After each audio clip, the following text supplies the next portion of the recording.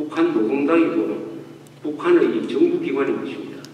그런데 그 의무를 다하지 않는데도 불구하고 주민들이 그냥 바보처럼 가만히 굶어 죽으면서 또 열성당원들은 자기 몸 생각은 안 하고 지도자 동지께서는 요새 건강이 좋으신지 모르겠다고 김정일 건강 걱정하면서 굶어 죽었다는 이야기입니다.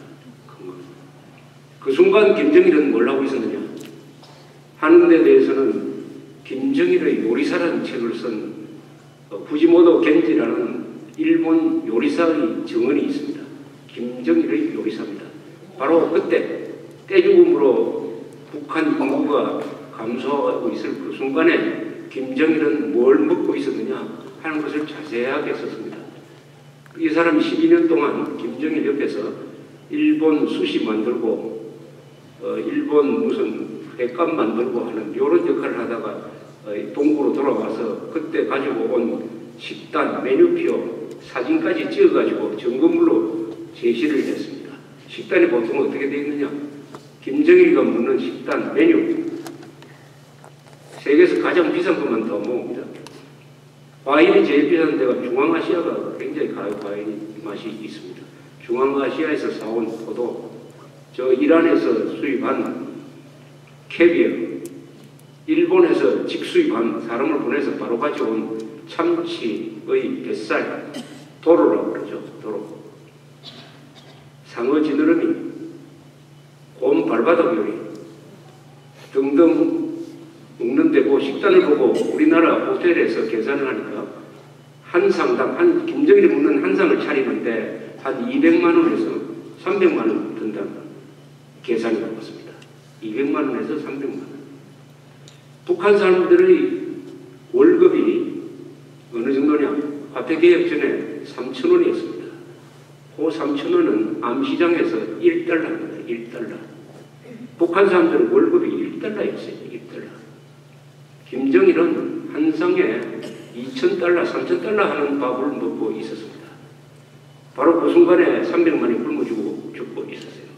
그래서 김정일한테 일본 음식만 만들어 바치던 이 후지모토 겐지는 북한 주민들이 굶어 죽는 것을 북한에 살면서 몰랐다고 합니다. 일본에 돌아와서 비로소 바로 96년, 7년 이때 북한에서 떼죽음 사태가 났다 하는 것을 비로소 알았답니다. 비로소 알았대요. 즉, 김정일은 북한과 같은 지옥 속에서 섬을 하나 만들어서 거기서 살고 있어요. 천당처럼 살고 있습니다. 지옥 속의 천당이죠. 김정일이 살고 있는데 바로 그렇습니다. 요새 텔레비전이나 뭐 사진 보면은 김정일이가 어디 돼지 농장도 방문하고 군부대도 방문하고 하는 사진이나 이런 게 나옵니다. 북한에서 온 탈북자들 이야기가 들으면은 거기서 김정일을 본 사람이 아무도 없어요. 김정일이가 어떤 공장을 방문한다 하면은 어떻게 하느냐? 국가보위부 경호원들이 미리 와가지고 거기 종사하는 농장원들이나 공장 직원들을 전부 다 창고에 집어넣어 버립니다. 그리고 열쇠를 바깥에서 채워버려요. 김정일은 그 사람 겁이 나서 같이 섞이지를 못합니다. 그래서 당간부들이 안내하는 대로 둘러보고 사진 찍고 가버립니다. 그러면 바깥에서 열쇠를 따가지고 내보내주는 거예요. 인민의 수령이 아니라 인민의 적이고 인민을 가장 두려워하는 사람이 그 김정일인 것입니다.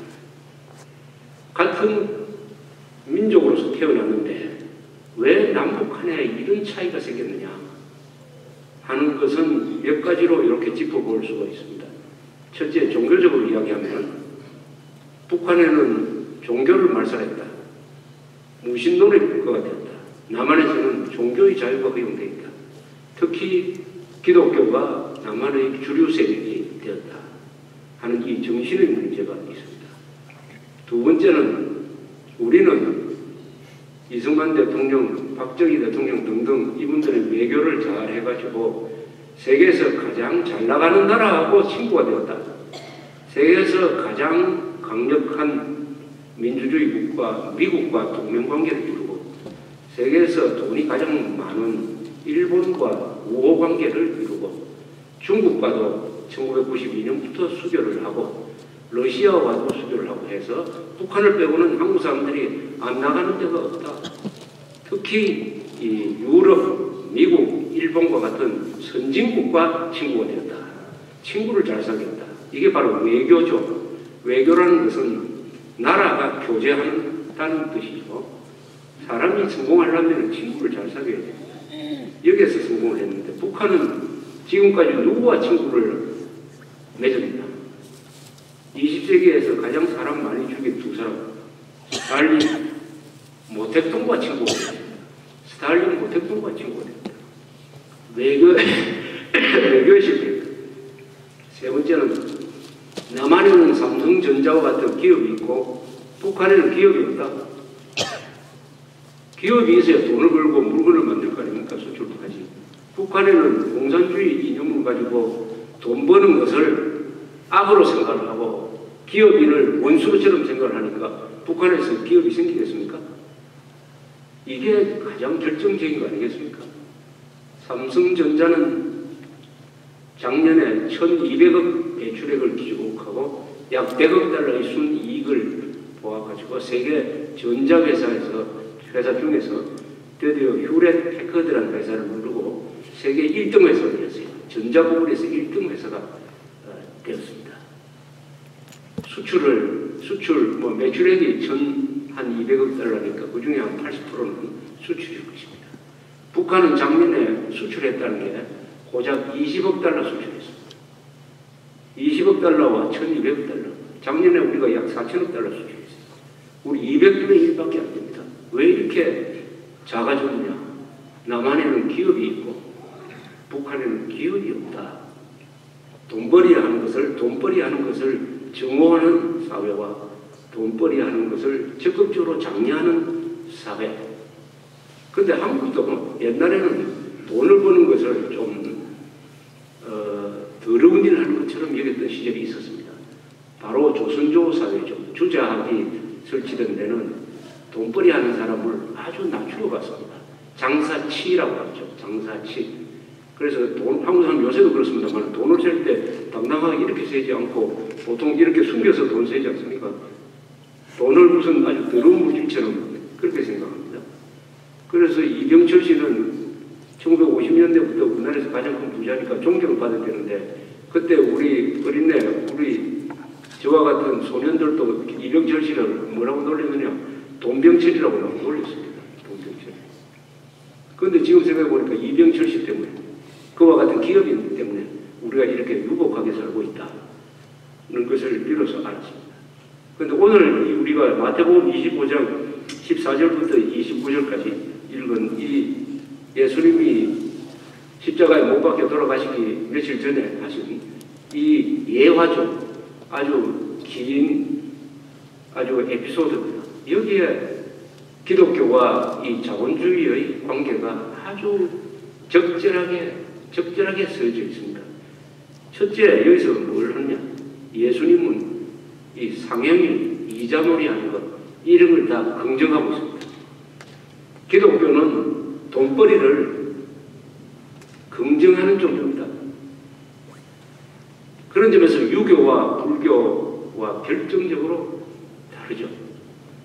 한국이 이렇게 경제 부흥을 할 수 있게 된 데는 기독교의 정신적 뒷받침이 있었습니다. 어떤 정신적 뒷받침이 있었느냐? 돈을 열심히 벌어가지고 그 돈 가지고 교회도 짓고 교회 헌금도 하고 탈북자도 데리고 오고 또 학교도 짓고 하는 이런 것이 하나님을 기쁘게 하는 것이다. 돈벌이를 긍정적으로 보는 사상이 한국 사회에 퍼졌기 때문에 누구도 그리키지 않고 돈벌이에 나섰던 것입니다. 그러나 조선조 같으면 어떻게 됐습니까? 조선조에는 돈벌이 할 기회도 없죠. 주로 농사 지어가지고 자기가 만들어서 먹고 치우면 그만인데 그래도 기술이 있는 사람은 물건을 만들고 장사를 보구성 정도, 보따리 장사 정도 하게 됐습니다. 그런데 신분의 서열을 어떻게 매겨놨느냐? 산농공상, 선비가 최고비고 그 다음에 농민이고 그 다음에 물건 만드는 사람은 제일 밑에 상인들